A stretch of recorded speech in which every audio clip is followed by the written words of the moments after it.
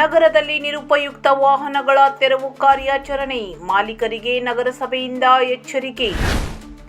ದಾಂಡೇಲಿ ನಗರದ ಸ್ವಚ್ಛತಾ ಅಭಿಯಾನದ ಭಾಗವಾಗಿ ನಗರದ ವಿವಿಧ ಭಾಗಗಳ ರಸ್ತೆ ಅಂಚಿನಲ್ಲಿ ಹಲವು ವರ್ಷಗಳಿಂದ ನಿರುಪಯುಕ್ತವಾಗಿ ನಿಂತಿದ್ದ ವಾಹನಗಳನ್ನು ಮಂಗಳವಾರ ನಗರಸಭೆ ಸಿಬ್ಬಂದಿ ತೆರವುಗೊಳಿಸಿದರು. ನಗರದ ಪ್ರಮುಖ ಪ್ರದೇಶಗಳಾದ ಜೆಎನ್ ರಸ್ತೆ, ಹಳೆ ದಾಂಡೇಲಿ ಸೇರಿದಂತೆ ವಿವಿಧ ಕಡೆಗಳಲ್ಲಿ ಪಾಚಿ ಕಟ್ಟಿಕೊಂಡು ಸಂಚಾರಕ್ಕೆ ಅಡಚಣೆಯಾಗುತ್ತಿದ್ದ ವಾಹನಗಳನ್ನು ಈಗಾಗಲೇ ತೆರವುಗೊಳಿಸಲಾಗಿದೆ.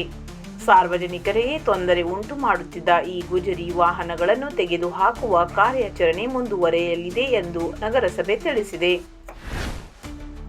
ನಗರಸಭೆಯ ಪ್ರಕಟಣೆ.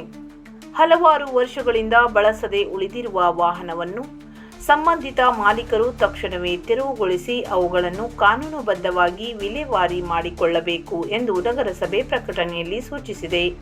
ಒಂದು ವೇಳೆ ಮಾಲೀಕರು ವಿಳಂಬ ಮಾಡಿದರೆ ನಗರಸಭೆಯೇ ಅಂತಹ ವಾಹನಗಳನ್ನು ತೆರವುಗೊಳಿಸಿ ಸಂಬಂಧಿತವರಿಗೆ ನೋಟಿಸ್ ಜಾರಿ ಮಾಡಿ ದಂಡ ವಿಧಿಸಲಾಗುವುದು ಎಂದು ಪೌರಾಯುಕ್ತರು ಎಚ್ಚರಿಕೆ ನೀಡಿದ್ದಾರೆ. ನಗರದ ಸ್ವಚ್ಛತೆ ಮತ್ತು ಸಂಚಾರದ ಸೌಲಭ್ಯವನ್ನು ಕಾಪಾಡುವ ಉದ್ದೇಶದಿಂದ ಈ ಕ್ರಮ ಕೈಗೊಳ್ಳಲಾಗಿದೆ ಎಂದು ನಗರಸಭೆ ಸ್ಪಷ್ಟಪಡಿಸಿದೆ.